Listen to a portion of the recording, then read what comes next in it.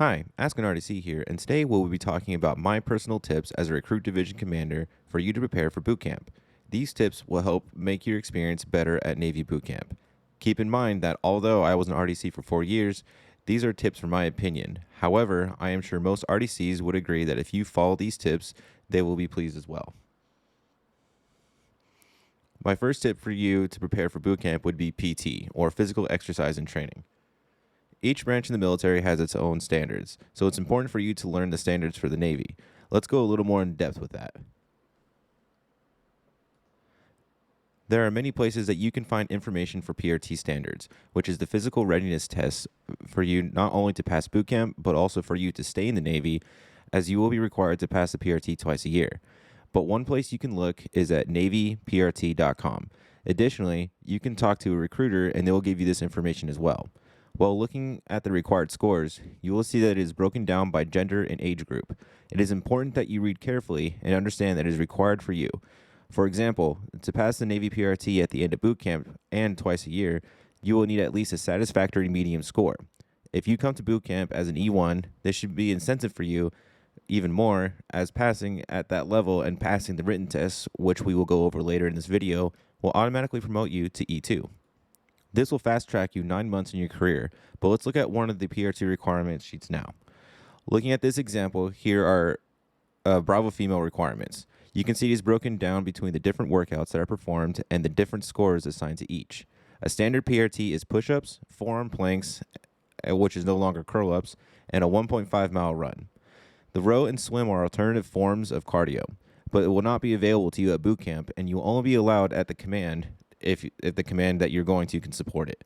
So for now, it is important that you focus on the run. The important scores to look at are at the second from the bottom left above probationary and is the satisfactory medium. That is the bare minimum score for push-ups, planks, and the run necessary for you to graduate boot camp and also for you to pass your PRT twice a month. Keep in mind that these are the scores required for a Bravo female, which is age 20 through 24. You want to be aiming for higher scores though. Here's a reference for the required scores for a Bravo male, which is age 20 through 24 as well. You will see that the scores go up the more push-ups you do or the faster you run, or etc. This will lead to later on when you want to switch rates to a physically demanding one that requires a higher multiple score. Also, there is an incentive in the Navy that allows you to get excellent low or high for an overall average, in which you will be able to waive your PRT and only have to do it once a year. But this does not apply to boot camp.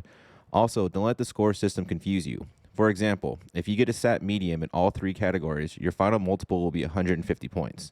This does not mean that if you score high in 2 categories and below a SAT medium in another, that you'll have a final multiple higher than 150, that you will be okay. You have to get at least a SAT medium in each category to pass the PRT. Getting an outstanding in push-ups and planks, but a probationary in the run is still a failure.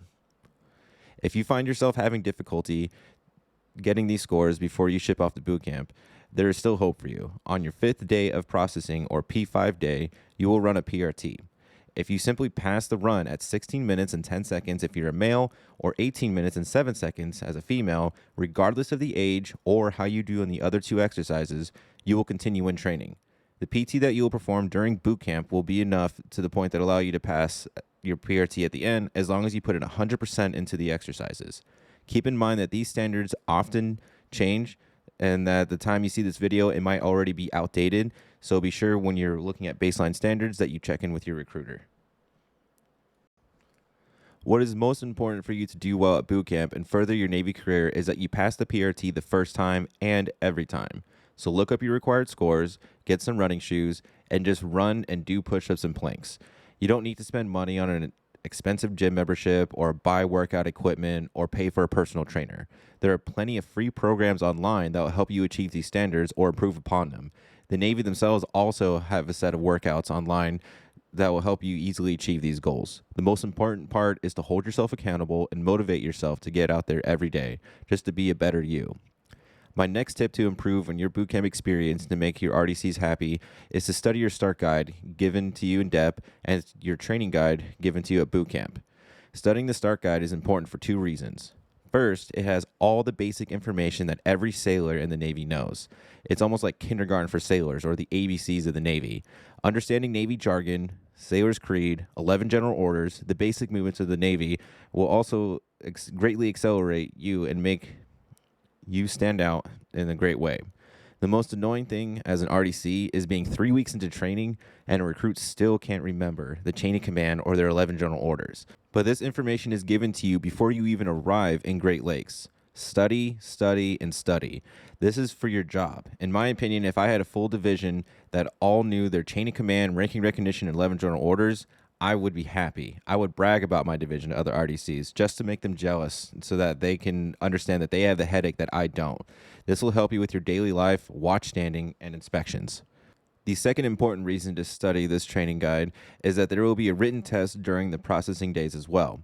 If you pass that along with your PRT on your P5 day, then you will be advanced from E1 to E2 automatically. That means higher pay grade sooner and more money. This won't affect you if you already are E2 or E3, but you should study your start guide regardless for the reasons mentioned previously. The next thing you should study is your training guide. This will be given to you when you arrive at boot camp. When you first arrive, you will be in quarantine for 2 weeks before you start your processing days. Luckily, it is no longer at Fort McCoy, but is now at the boot camp itself. It will be completed with your assigned RDCs as well. During these 2 weeks, they will start a lot of the basics of training without going into too much detail as to make sure social distancing and precautions are maintained. But you will also have a lot of free time to study on your training guide, free time that you will not get later in training. This too will have a lot of your basic information such as ranking recognition, chain of command, 11 general orders, SEALs top 6, as well as the information that you will be learning during the course of boot camp. You should focus on the 2 weeks of isolation and the week of processing to learn, memorize this information. You will need to be able to recall this information at any time at random. You will have a lot of downtime in these first few weeks due to isolation and processing. It is going to be boring, but remember, you are being paid to be there. Take that time to study as much as possible. The most annoying thing in the first few weeks to an RDC is a recruit that doesn't know how to speak to a staff member, such as starting and ending with petty officer or chief, or a recruit that finds every chance they can to talk to another recruit when they think an RDC is not looking. Focus on studying and being the best recruits that you can so you can learn to be the best sailor that you can be. And those are just a few of my personal tips as an RDC that I would give to you in order for you to succeed at boot camp. Make sure your RDC's days are easier, and in turn, will make your day easier. In a future video, I'll be going over the start guide to highlight its importance and to explain the parts that might be confusing. I hope this helps you along the way with your journey. Hooyah Navy!